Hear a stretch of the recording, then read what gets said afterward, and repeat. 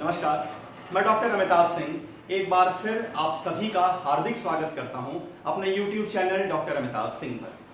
आज transfer of property act में section 5 को लेकर आपके सामने उपस्थित हुआ हूं, जो परिभाषित करता है कि ट्रांसफर ऑफ प्रॉपर्टी एक्ट में ट्रांसफर ऑफ प्रॉपर्टी किसे कहते हैं। अगर हम सेक्शन 5 को देखें तो वो कहता है कि N act by which a living person conveys his property either in present or in future to another, to one or more than one living person, or to himself or to one or more than one living persons along with himself. Such transaction, such convenience mechanism is called as transfer of property. संपत्ति हस्तांतरण अधिनियम की धारा 5 को अगर हम देखें तो यह कहता है कि कोई भी ऐसी एक्टिविटी, कोई भी एन एक्ट, कोई एक ऐसा एक्ट होना चाहिए जिसमें एक जीवित व्यक्ति किसी प्रॉपर्टी में वर्तमान में या भविष्य में अपने सारे अधिकार या कुछ अधिकारों को दूसरे व्यक्ति को पास ऑन करता है। वो दूसरा व्यक्ति एक या एक से अधिक जीवित व्यक्ति होंगे, वो खुद भी हो सकता है, दूसरे जीवित व्यक्तियों के साथ वो खुद भी हो सकता है। तो इस हस्तांतरण के मैकेनिज्म को हम ट्रांसफर ऑफ प्रॉपर्टी कहते हैं। प्रश्न उठता है कि आखिर प्रॉपर्टी कहते किसे हैं।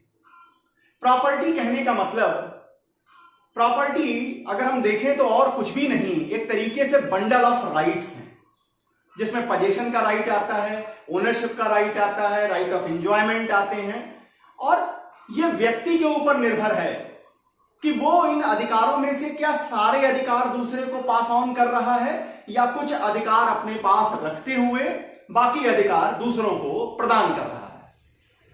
आते हैं सेक्शन 5 में कि सेक्शन 5 के इंग्रेडिएंट्स क्या हैं। तो इंग्रेडिएंट्स हैं, सबसे पहला इंग्रेडिएंट है कि एन एक्ट होना चाहिए।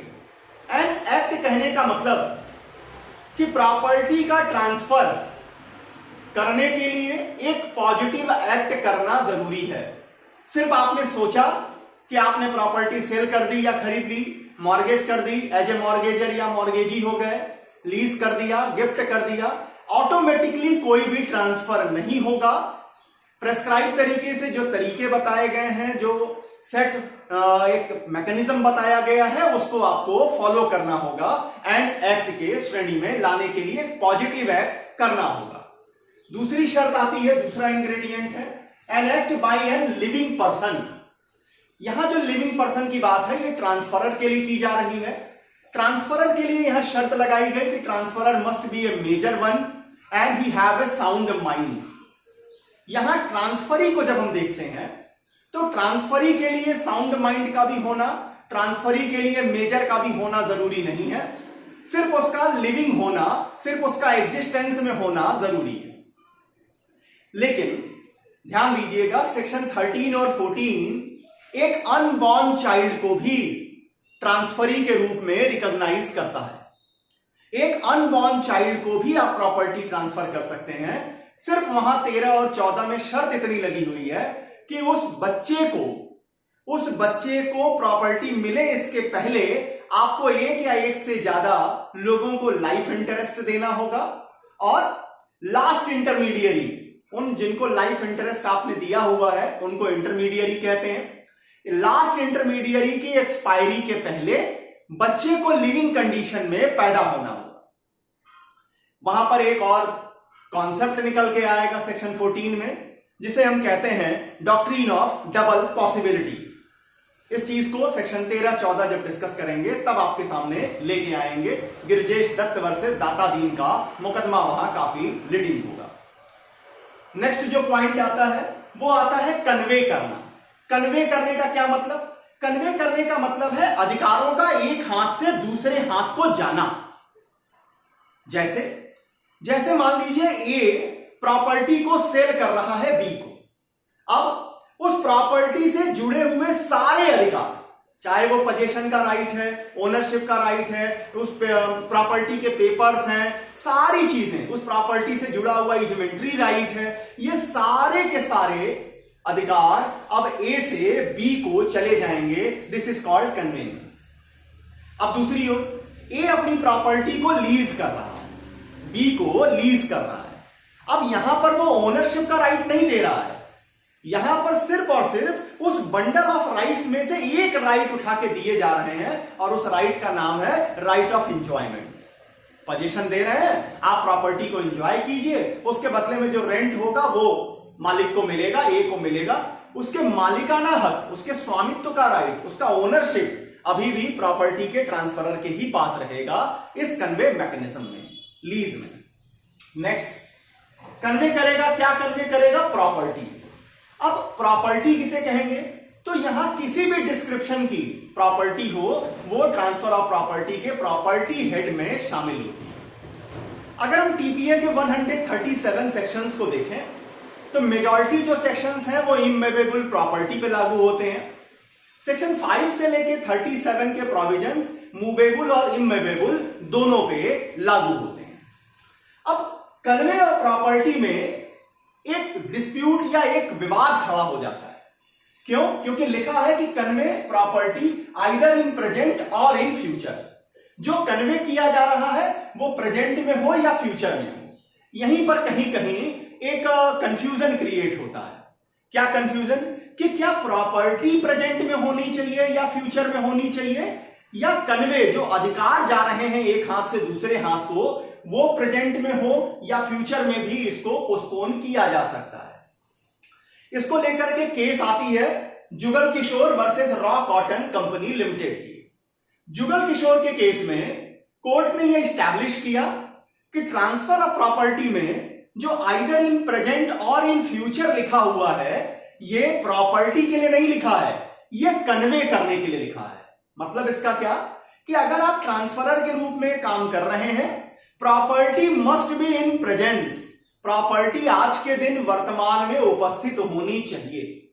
हो सकता है कि इस प्रॉपर्टी पर आपके अधिकार इमीडिएटली दूसरे को चले जाएं या आप इसको किसी भविष्य की घटना पे डिपेंडेंट भी बना सकते हैं। आप इसको भविष्य के किसी डेट पर भी ट्रांसफर होना सुनिश्चित कर सकते हैं, लेकिन प्रॉपर्टी का प्रेजेंस में होना जरूरी है।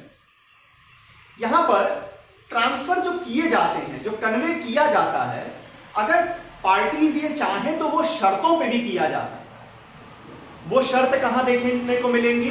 वो सारी शर्तें आपको सेक्शन नंबर 25 में देखने को मिलेंगी, जिसे कहते हैं कंडीशनल ट्रांसफर। यहां 3 तरीके की शर्तें आपको देखने को मिलेंगी। कंडीशन प्रेसिडेंट, जहां पहले आप शर्त पूरी करेंगे तभी ट्रांसफर, तभी प्रॉपर्टी आपको मिलेगी। दूसरी आती है कंडीशन सब्सिक्वेंट, जहां प्रॉपर्टी आपको मिल जाती है और तब तक आप उस प्रॉपर्टी का एंजॉयमेंट कर सकते हैं जब तक वो जो शर्त लगाई गई, जो रिस्ट्रिक्शन लगाया गया, उसको आप ब्रीच नहीं करते हैं। और नंबर 3 है जिसके कहते हैं कंडीशनल कोलैटरल। कंडीशनल कोलैटरल का मतलब जब तक आप शर्त पूरी करते रहेंगे तब तक आप प्रॉपर्टी पर बने रहेंगे। शर्त खत्म, प्रॉपर्टी भी खत्म। इसको आप एक उदाहरण से समझिए कि आप किसी को अपने यहां सर्वेंट पर रखते हैं, सर्वेंट के रूप में रखते हैं और उसे सर्वेंट क्वार्टर इस्तेमाल करने के लिए दे देते हैं।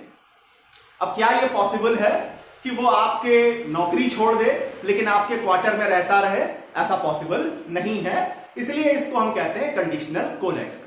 इसको विस्तार से कंडीशन प्रेसिडेंट, सब्सिक्वेंट और कोलैटरल को सेक्शन 25 के समय स्पष्ट करेंगे। नेक्स्ट जो पॉइंट आता है वो कहते हैं कि कन्वे जो किया जाएगा टू वन और more than one living person और टू हिमसेल्फ और टू वन और more than one living person along with himself. मतलब अब यहां ट्रांसफरी की बात हो रही है कि ट्रांसफरी कौन हो सकता है।